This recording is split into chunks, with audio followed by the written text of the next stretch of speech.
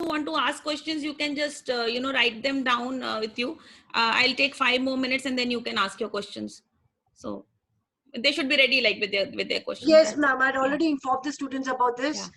Where I told them to be ready with the pen and paper and write down the important points. So I hope they've done that. Ma'am, I'll rerun this. I've already sent the presentation to sir, so you can just run it in the end. So all the points which I've covered, it is written there. So okay. Not a problem. Because of limited time, I was going a little fast. So in case कहीं पे किसी को भी issue है, आप मुझे दोबारा पूछ लेना. Ma'am sure. Because अभी आप humanities पे थे, तो आपने humanities के जो different creativity वालों जो बात था, उसके बारे में describe कर रहे थे. So I think you'll have to start from there. Children, can we start? Siddharth sir, can we start, sir? Yes, ma'am. Please go ahead. Yes, sir. Thank you. So basically what I was saying that आपके जितने बच्चे जो creative हैं, जिनको designing में interest है, जिनको जो दे थिंक दैट, एंड ज्यादा एक मिसकंसेप्शन होता है कि अगर हम ह्यूमैनिटीज लेके पढ़ेंगे तो हम आगे एनिमेशन नहीं कर पाएंगे, या हमको यूआई यूएक्स डिजाइन में जाना है तो वो हम नहीं कर पाएंगे. ऐसा नहीं है. Colleges have become very flexible.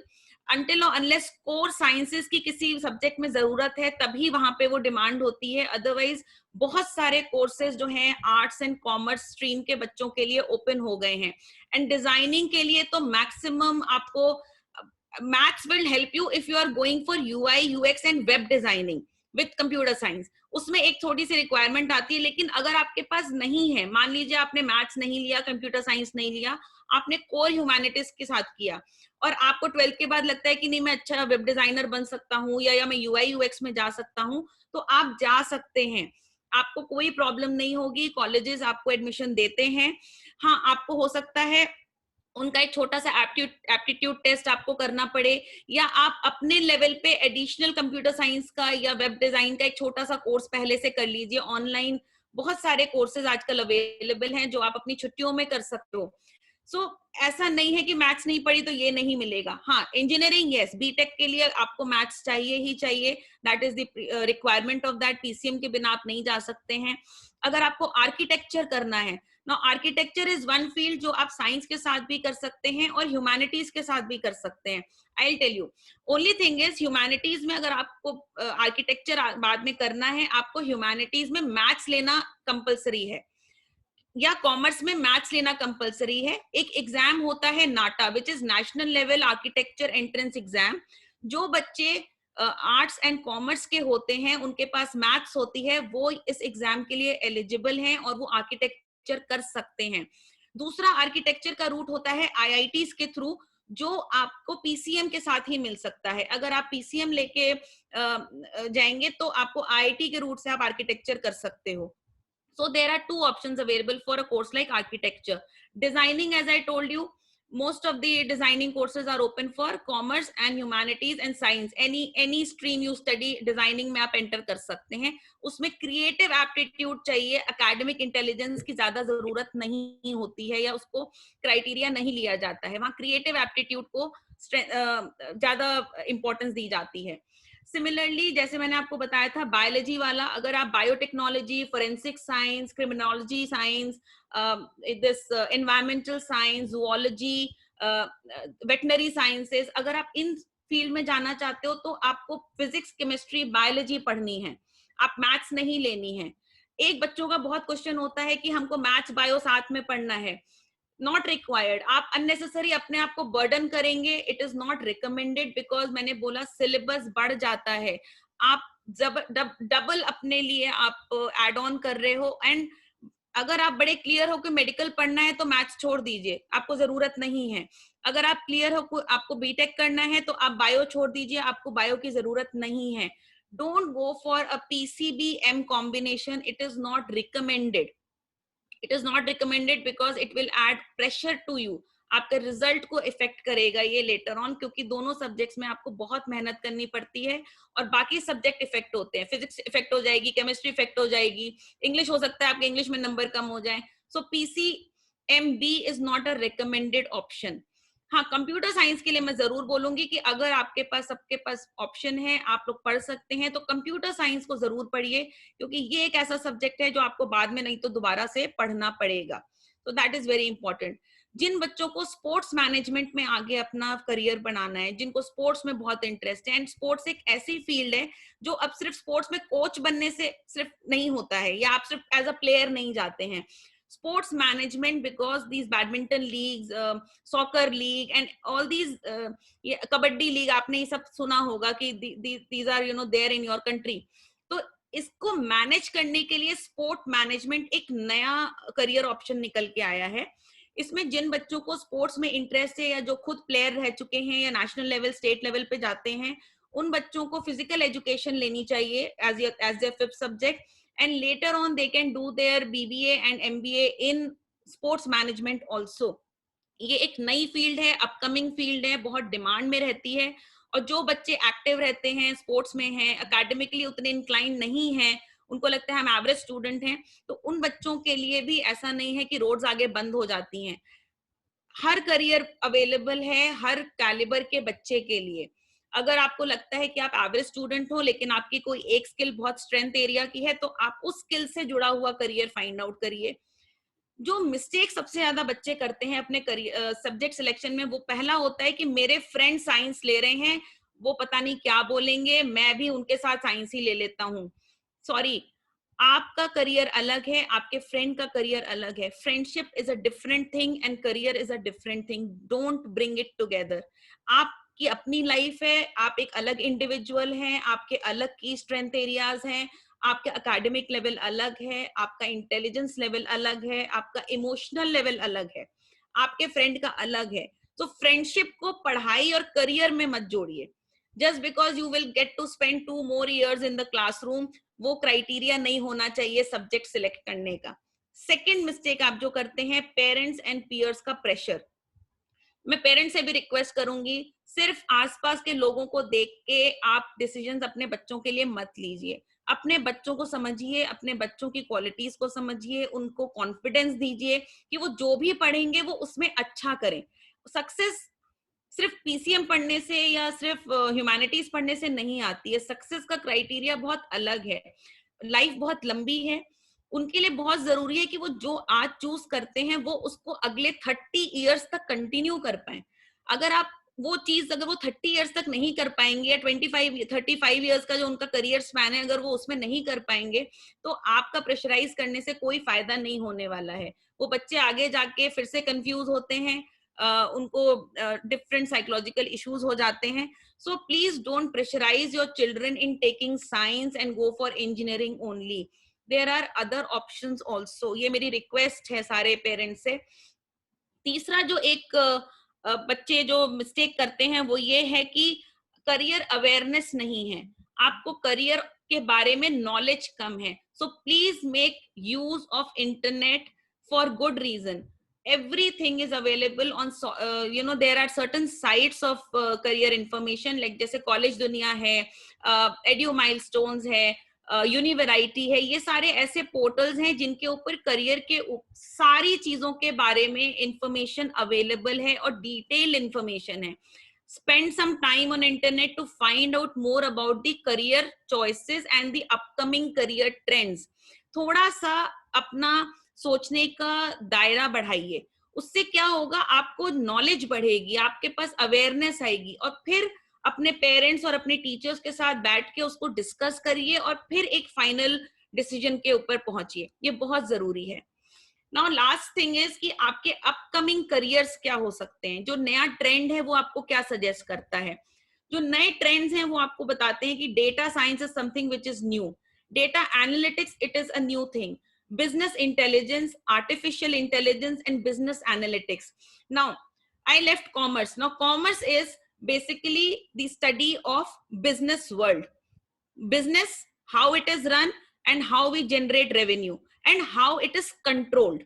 Now ये सारी चीजें आपको कॉमर्स के थ्रू पढ़ाई जाती हैं। आपके सब्जेक्ट्स होते हैं economics, business studies, entrepreneurship, English, and again the fifth subject you have a choice with maths, computer science and physical education. अब accounts is a major subject of commerce also, and professions like CA, chartered accountant, ICWA जो it is basically company secretaries course जो होता है, it is something like CA. CA is more into accounting, taxation and audit. Company secretary is more about formulation of policies. So company secretary जैसे जो भी company की policies होती हैं वो कंपनी सेक्रेटरी ड्राफ्ट करता है. ये बहुत ही कोर प्रोफेशनल कोर्सेज हैं. सीए जो है बहुत ही कोर प्रोफेशन है, जैसे कि डॉक्टर या इंजीनियर, एंड बहुत पुराना प्रोफेशंस में से है, मोस्ट डिफिकल्ट प्रोफेशन में से है, क्योंकि इसकी passing percentage all over India is only 9 to 10%. तो 4 से 5 साल का समय लगता है सीए बनने के लिए. वो भी आपको तैयारी शुरू करनी पड़ती है जब आप ग्रेजुएशन फर्स्ट ईयर में आ जाते हैं, तब से आपको उसकी कोचिंग और उसके step wise exams and subject clear करने पड़ते हैं, तब जाके आप सीए करते हो. तो something like banking and finance. अब बैंकिंग एक बहुत बड़ा सेक्टर है. बैंक्स जैसे स्टेट बैंक ऑफ इंडिया है, आईसीआईसीआई बैंक है, एक्सिस बैंक है, ये सारे नाम आपने सुने हुए हैं. तो जो बैंकिंग का जो पूरा स्ट्रक्चर है वो कॉमर्स बेस्ड है. तो अगर आपको बैंकिंग सेक्टर में करियर बनाना है तो आपको कॉमर्स लेके पढ़ना पड़ेगा. फाइनेंस की जब हम बात करते हैं तो फाइनेंशियल इंस्टीट्यूशंस की बात करते हैं, जैसे स्टॉक मार्केट होता है, इन्वेस्टमेंट्स होता है, इंश्योरेंस सेक्टर होता है.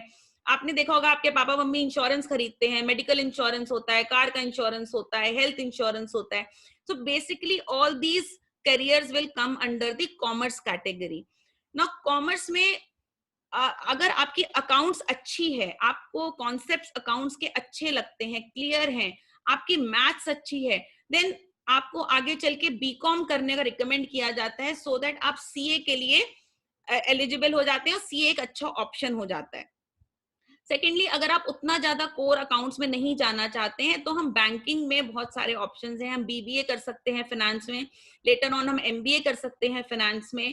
हम there are financial certifications also, जो कि आप ग्रेजुएशन लेवल पे जब आप जाओगे तो आपको थोड़ी सी क्लैरिटी आएगी कि वो सर्टिफिकेट्स आप लेते जाते हो तो वो आपको करियर में आगे हेल्प करता है.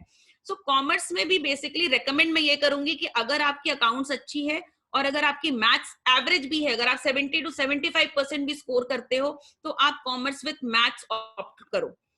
आपको 90 नहीं लाना है, जैसे मैंने बोला आपको 95 नहीं लाना है. अगर आप एवरेज मैथ्स लेके चलते हो, आगे पीओ के एग्जाम दोगे, एंट्रेंस एग्जाम दोगे, तो मैथ्स के बिना कोई भी एंट्रेंस एग्जाम नहीं होता है.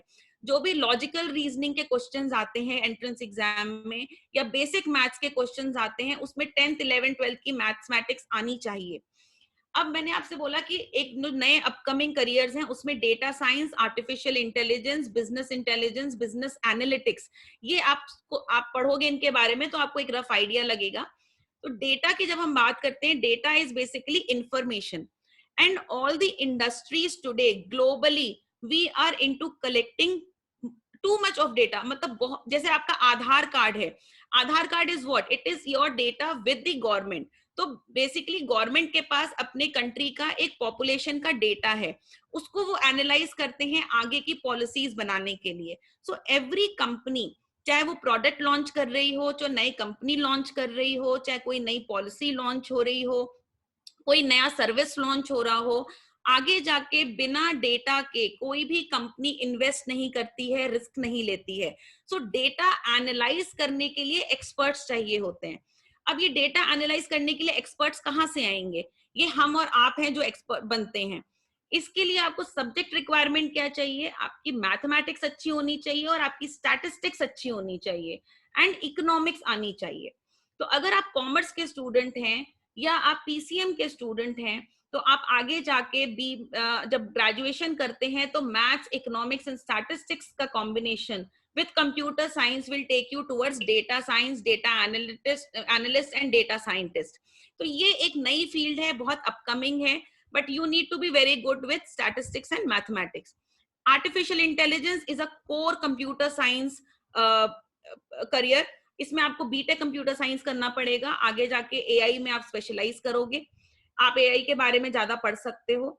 डिजाइनिंग में यूआई यूएक्स, जो आप एप्स बनाते हो फोन में, जो एप्स आप देखते हो, इनके जो डिजाइनर्स होते हैं उनको हम यूआई यूएक्स डिजाइनर्स बोलते हैं. तो ऐप डेवलपमेंट अपने में एक फील्ड है, बहुत बड़ी फील्ड है, क्योंकि बिना मोबाइल के हम लोग कुछ भी नहीं फंक्शन कर सकते हैं, और यूआई यूएक्स उसका बेसिक होता है. So UI UX is basically web based designing course which requires computer science again, and some designing course later on. Third up, I told you about we have नहीं नया designing में एक चीज आ रही है, that is footwear design and technology. Now all the good brand of shoes which you are wearing, health conscious हम लोग बहुत ज्यादा हो गए हैं because of covid. Lot of recommended exercises होती हैं कि आपको रोज जॉगिंग करनी चाहिए एंड आपको दौड़ना चाहिए. तो उससे क्या हुआ है, फुटवेयर इंडस्ट्री बहुत ज्यादा लाइमलाइट में आ गई है.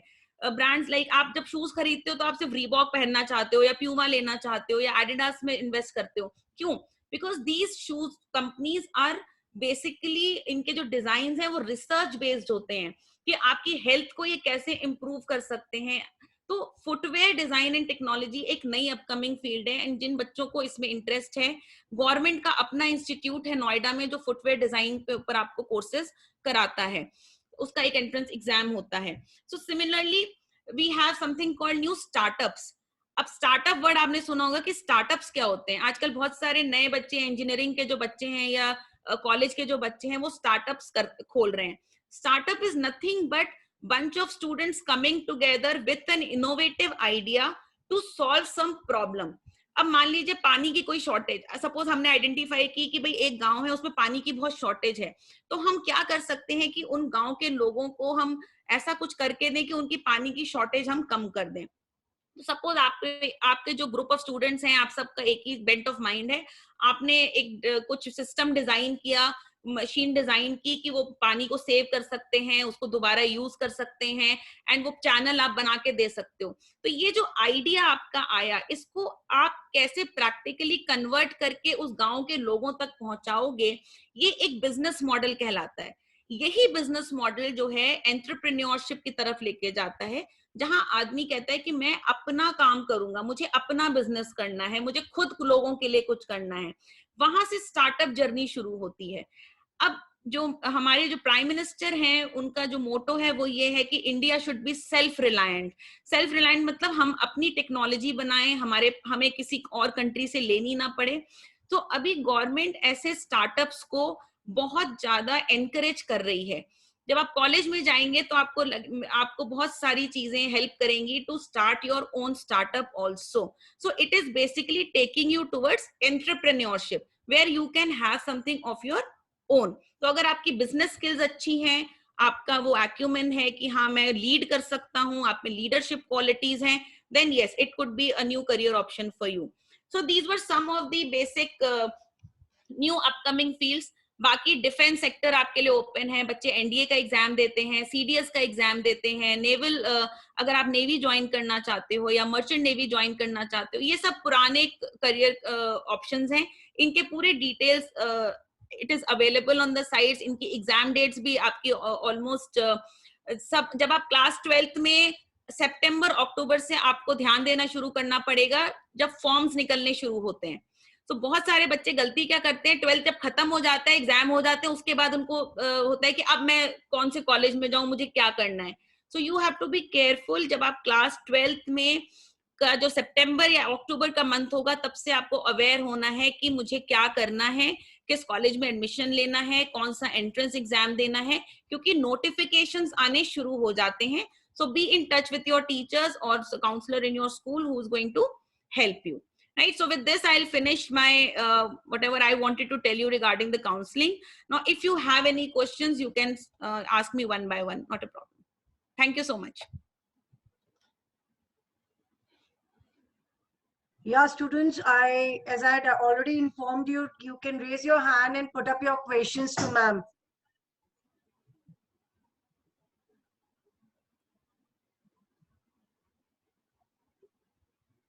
Yeah, please, the time is getting wasted. Please start putting up your question. Any doubts you have, anything specific you want to ask?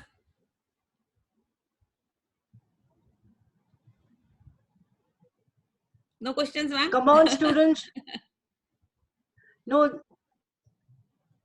Yeah.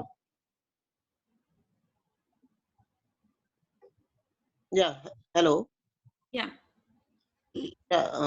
I'm the uncle of Vaishnavi, one student. I want to ask one question here. Like you said most of the things are related to the technology, right? Yes. So if you are going with the footwear designing, one technology is required, one software is required. If you are going with any other stream, the technology is there, some softwares are there. Won't you recommend it if the student is selecting PCB, they have to take the optional computer science also? If they are Sir, selecting PCB, yes, yes, sir. I would say, see, so my take is that 5 years back अगर बच्चे पूछते थे कि हम computer science पढ़े कि नहीं पढ़े, तो हम बोलते थे कि कंप्यूटर साइंस आप तभी पढ़िए अगर आपको कोडिंग में जाना है या आपको कोर कंप्यूटर साइंस आगे जाके बीएससी करनी है या बीटेक में करनी है, तो एक बच्चों के पास चॉइस होता था। एंड कंप्यूटर साइंस में जनरली आपका 11-12 का जो सब्जेक्ट है वो लैंग्वेज बेस्ड होता है कि आपको जो बेसिक कंप्यूटर लैंग्वेजेस हैं उनसे अवेयर कराते हैं। लेकिन अभी जैसे मैंने आपको बोला, because of Covid, my I am saying कि आगे की जो इंडस्ट्रीज हैं वो सारी ऑटोमेट हो रही हैं। ये मतलब जो लोग ऑलरेडी इस वक्त, जो पेरेंट्स जुड़े हैं, जो ऑलरेडी इस वक्त इंडस्ट्रीज से जुड़े हुए हैं, आप देख रहे होंगे कि AI is being implemented at all levels. Automation बहुत तेजी से हो रहा है। सॉफ्टवेयर के बिना हम काम नहीं करते हैं, चाहे आप बैंकिंग ले लीजिए, चाहे आप मार्केटिंग ले लीजिए, चाहे आप डिजाइनिंग ले लीजिए, क्रिएटिव में भी, एनिमेशन में भी आपको टूल्स चाहिए, आपके पास सॉफ्टवेयर होते हैं तभी आप काम कर सकते हो। So to just computer science taking in class 11th and 12th gives you that basic idea that how this entire system works. तो अगर आप पढ़ सकते हैं, थोड़ी सी आपको मेहनत करनी पड़ेगी, आई एग्री कि लैंग्वेज बेस्ड होता है, बट आपको एटलीस्ट उस फील्ड से ये जोड़ देता है, आपको एक बेसिक आइडिया देता है कि अगर मुझे कल के दिन ग्रेजुएशन लेवल पे या पोस्ट ग्रेजुएशन लेवल पे पढ़ना है तो इट विल कम हैंडी। आपको एकदम नए सिरे से उस वक्त शुरू नहीं करना पड़ेगा। नहीं तो आप जाओगे, आप 6 महीने का कहीं पे फिर से कोर्स करोगे, या आप जिस कॉलेज में जाओगे वो वहां पे आपको एक एडिशनल कोर्स एड ऑन करा देंगे कि आपको बिल्कुल नहीं आता है, आप एक एडिशनल कोर्स करिए to understand these software. So my take is कि अगर बच्चे पढ़ सकते हैं, अगर आप में थोड़ा सा कैलिबर है, आप में थोड़ा सा इंटरेस्ट है, तो कंप्यूटर साइंस को ऐसे पढ़िए ये सोच के कि उसमें करियर नहीं बनाना है, वो आपका एक एडिशनल हेल्पिंग टूल है जो आपको आगे इंडस्ट्री इनेबल बनाएगा, इंडस्ट्री फ्रेंडली बनाएगा, and it will help you do your job better. So my take is just that. And PCB में भी आप हेल्थ केयर सिस्टम में भी जाएंगे तो इवन हॉस्पिटल में एक बेसिक रिसेप्शन पे भी जो लेडी बैठी है वो भी एक बेसिक सॉफ्टवेयर पे ही काम कर रही है, right? So knowing excel word files, all these things are very basic these days. Even covid mein teachers who were not very tech savvy, everyone has come on the tech platform. Today we are interacting on tech platform. So I would say that yes, computer science is important these days. so it should be recommended, right? I recommend, but finally it is the student's choice. If you're not able to handle it, don't do it later on, not an issue. It is your confidence level and your aptitude level. You have to identify that is important.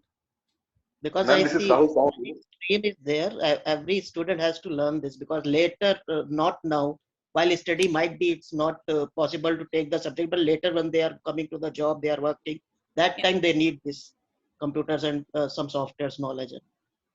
You cannot work without knowing technology now. You will feel that handicap later. So just to avoid it, अगर आप एक basic knowledge लेके चलते हैं, ये मैं तब भी फोकस करूंगी कि आप लोग बहुत रिजल्ट ओरिएंटेड मत होइए। अब जो टाइम आ रहा है, आप लर्निंग पे फोकस करिए। It is the time to gain skills. If you do not have skills, you will struggle later on. So don't focus too much that I have to be like 100%, I have to score 100%. Yes, that is important. वो आपका confidence बढ़ाता है, आपका IQ, आपका aptitude increase करता है, आपको एक academic confidence देता है. But that should not be the only criteria. Criteria is कि अगर आपने concepts पढ़े हैं तो वो concept आपको समझ में आना चाहिए, क्योंकि कल के दिन आप apply करोगे। इकोनॉमिक्स, अगर जो बच्चे इकोनॉमिक्स लेना चाह रहे हैं, मैं उनको एक बहुत important, I will give you that suggestion. Economics का जो हम पहले पढ़ते थे, आज से 10 इयर्स पहले जो इकोनॉमिक्स का सिलेबस था, that was very theoretical, right? But अब जो आप इकोनॉमिक्स पढ़ रहे हो, it is more applied economics. आपको उस इकोनॉमिक्स के कॉन्सेप्ट्स को अप्लाई करना है in real life scenario.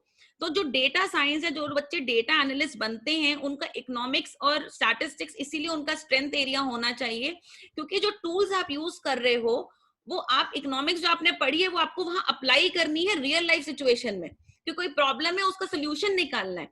Solution theory से नहीं निकलता है, सोल्यूशन कॉन्सेप्ट के बेस पे आप अप्लाई करते हो, राइट? सो आपका जो भी फोकस है, please focus on learning it well. भले ही आप 5 में से 3 कॉन्सेप्ट पढ़िए, लेकिन वो 3 कॉन्सेप्ट आपके दिमाग में एकदम क्लियर होने चाहिए, उसमें आपका कमांड होना चाहिए। Your entire learning pattern has to change. ये बहुत इंपॉर्टेंट है। 11th 12th I am telling you, these are your 2 core years जिसमें आप अपने बेसिक्स को पॉलिश करते हो, अपने कॉन्सेप्ट्स को पॉलिश करते हो, आप अपने आप को एक सॉलिड फाउंडेशन देते हो। अब आप खुद सोचो, कोई बिल्डिंग आप बना रहे हो और उसका फाउंडेशन ही अगर वीक है तो बिल्डिंग तो पहले अर्थक्वेक के शेक में गिर जाएगी ना। So you have to make that foundation very strong, and 11th 12th are your building years। 10th तक अभी तक बेसिक था, अब आप जिस एज में जा रहे हो उस एज में साइकोलॉजिकल चेंजेस होते हैं, हार्मोनल चेंजेस होते हैं, फिजिकल चेंजेस होते हैं, इमोशनल चेंजेस होते हैं। इन सारी चीजों के आपकी जो पूरी पर्सनालिटी है वो चेंज हो जाती है अगले 2 से 3 सालों में। आप ग्रो अप, जो हम बोलते हैं ना, you are growing in a growing up phase, you are entering that growing up phase. So now you have to be more dedicated towards your acquiring more skills and making your personality as a complete a package, कि everything should be balanced। it should not only be academics, it should not only be personality focus। आपको एक balance लेके चलना है जिसमें आपको सारे elements थोड़े थोड़े थोड़े इंक्लूड करने हैं जो आपको एक पावरफुल आइडेंटिटी देते हैं, राइट? सो दैट आपका कॉन्फिडेंस उससे बहुत अच्छा जनरेट होता है। Okay, anything else? Any question? Anybody else? Ma'am, I would like to Ma'am, add something. Rahul sir here. हाँ sir. Like he asked about the computer science, as you rightly said, like in case of biology, like you wanted to offer biology. The thing is, in biology, you have certain aspects like bioinformatics where you dedicate yourself to computer science and data analysis, protein banks and all. And Yes. then we all know about the MRIs, the CT scans, the radiology department. We have to be aware and have, you can say, the conceptual knowing of the computer science, which is very, very essential in nowadays. You have to read data, research paper, accumulating data and all. So computer science is really a, you can Yes. say, a really indispensable aspect of it. I agree, sir. That's what I said, sir. Everything is like tech based now. Even yeah, so for that we require it. ma'am, Yes. ma'am, for the web designing and app development, we should go for BTech or BCA. Basically it is now no, you don't need a BTech or a BC. Now you have a course called Bachelor's in Design, B Design, right? And there are a lot of design universities which have come up in India, which is offering these courses. There is a university in Dehradun called UPES. I will just for your information, go to their website and check out the B Design course. In that B Design course, you will see different options. So that will give you an idea that how they are, it's a 4-year course. It's a 4-year degree course, Bachelor's in Design. इसमें आपको animation का option अलग है, web designing का अलग है, game design development अलग है। In fact game design, I forgot about it, I am sorry. Game design again is a very good upcoming career option. तो जितने बच्चों को गेम में इंटरेस्ट है, तो it's not like that you have been wasting your time. I know, I mean for academics yes, but अगर आप game developer बनना चाहते हैं या गेम डिजाइनर बनना चाहते हैं या गेम प्लानर बनना चाहते हैं, ये बहुत अपकमिंग फील्ड है और इसकी बहुत डिमांड है। सो अगर क्रिएटिव हैं, आपके कॉन्सेप्ट अच्छे हैं, आप विजुअलाइज कर सकते हैं, आपकी स्पेशियल एंड विजुअलाइजेशन एबिलिटी अच्छी है, तो game design is also one of the good options. So any designing based course, आपको जरूरत नहीं है कि आप BCA करिए या BTech करिए, आप एक normal bachelors in design course कर सकते हैं, जो एक ह्यूमैनिटीज के साथ भी किया जा सकता है या कॉमर्स स्ट्रीम के साथ भी किया जा सकता है, right? Because BCA is a very core computer based degree, that is bachelor's in computer science, right? या computer applications, तो जरूरत नहीं है। अगर आप उतना कोर में नहीं जाना चाहते हैं तो आपको इतना there is no point that you go for a BCA, because that is more software development related. Yeah. Software में जाना। Thank you, ma'am. And Anyone else? Yeah. Yes, ma'am.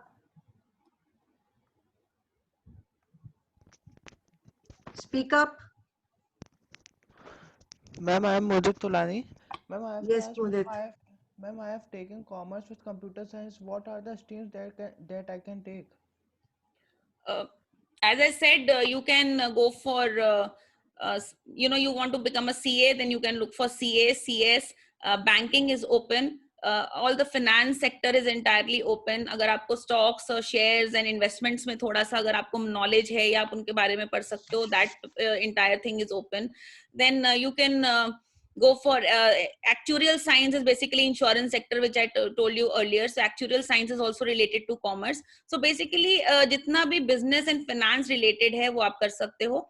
अगर आप इतना कोर में नहीं जा रहे हो तो आप नॉर्मल बीबीए भी कर सकते हो. बीबीए में कई सारे ऑप्शंस हैं. That's a general business degree जो आपको बहुत एडमिनिस्ट्रेशन एंड ऑपरेशन साइड पे भी आप अगर जाना चाहते हो तो नॉर्मल कॉर्पोरेट स्ट्रक्चर में BBA finance, BBA marketing, BBA operations करके आप एंटर कर सकते हो in different fields. And otherwise core banking and financial institutions are open. And as you want to go for data science, you can do it. Data not science के लिए तो actually data analyst और data science में फर्क है. अगर आप data scientist बनते हो तो आपको PCM चाहिए and later on you have to do take economics also. और वो थोड़ा सा research oriented है और science background and mathematics चाहिए होता है. लेकिन अगर आप सिर्फ normal data analyst बनना चाहते हो तो आप economics and maths के साथ आप एक ग्रेजुएशन डिग्री ले सकते हो. या आजकल तो नॉर्मल बीएससी डेटा एनालिटिक्स का कोर्स भी ऑप्शन अवेलेबल है कॉलेजेस में. आप डायरेक्टली बीएससी डेटा साइंस में भी जा सकते हो. So eco and maths are required for that. Thank you, ma'am. Any more questions from anyone, please? Because we are running short of time. I'll tell you one more thing for humanities. जो बच्चे if you are interested in political science, it's a upcoming field where international relations का एक course है जो कि काफी upcoming हो गया है और बहुत डिमांड में है. तो जितनी भी इंटरनेशनल ऑर्गेनाइजेशंस हैं या आपकी अपनी गवर्नमेंट ऑर्गेनाइजेशंस हैं जहां पब्लिक पॉलिसी पे काम होता है, तो there is a direct course also by some of the universities which are giving you BSc International Relations. ये आप humanities लेके political science history के साथ अगर आपका combination है तो आप इसमें जा सकते हो. Very upcoming field, research oriented. अगर आप इसमें MA करते हैं और बाद में PhD करना चाहते हैं तो it's a very highly paid job. Civil services के लिए ये बहुत हेल्प करता है कॉम्बिनेशन अगर आप हिस्ट्री पॉलिटिकल साइंस लेके पढ़ रहे हैं तो. एंड बहुत सारे बच्चों को लगता है कि हम सिर्फ political science is a little difficult. जिसको सिविक्स जिसको अच्छी लगती थी 9th में 8th में, वो बच्चे अगर अभी आप 11th में अगर पॉलिटिकल साइंस पढ़ते हो और इंटरेस्ट है तो इंटरनेशनल रिलेशंस एक बहुत अच्छी अपकमिंग फील्ड है. MSW social work again is a very upcoming field. Why? Because पहली बात, अगर आपको बाहर पढ़ने जाना है, अगर आप अब्रॉड जाने की सोच रहे हैं तो क्लास 11th-12th में से आपका पोर्टफोलियो बनना शुरू होता है for foreign education. So if you work with some NGO, it gives you an additional, आपको पॉइंट्स मिलते हैं आगे जाके आपके एप्लीकेशन के थ्रू. बाहर की यूनिवर्सिटीज, अगर आपने इंडिया में मान लीजिए बैचलर्स इन सोशल वर्क किया है या BA किया है सोशल वर्क लेके, आप मास्टर्स करने जाना चाहते हो तो आपको अच्छी स्कॉलरशिप्स ऑफर होती हैं बाहर की कंट्रीज की यूनिवर्सिटीज से. So lot of international organizations are looking for graduates in political science and social work. Tata Institute of Social Sciences, TISS, is a very, very highly reputed institute in India, which is giving courses on humanities side. Highly demand में degree है इसकी. थोड़ा सा tough है, entrance होता है, लेकिन आगे रूरल डेवलपमेंट हो गया, नाबार्ड हो गया, आपके जितने भी गवर्नमेंट ऑर्गेनाइजेशंस हैं जो पब्लिक पॉलिसी से डील करते हैं, इन सारे जो फील्ड्स हैं इनको भी आप एक बार रिसर्च करके फाइंड आउट कर सकते हैं. And all those students who require very specific information, I will share my number with ma'am and even on the right now after the thing, and you can connect with me later also. अगर आपको कोई ज्यादा information चाहिए तो मैं आपको दे दूंगी, कोई प्रॉब्लम नहीं है. Any more questions? So shall we end the session? Any more questions from anyone? Excuse me, ma'am. Yeah. Yes, make it fast, beta.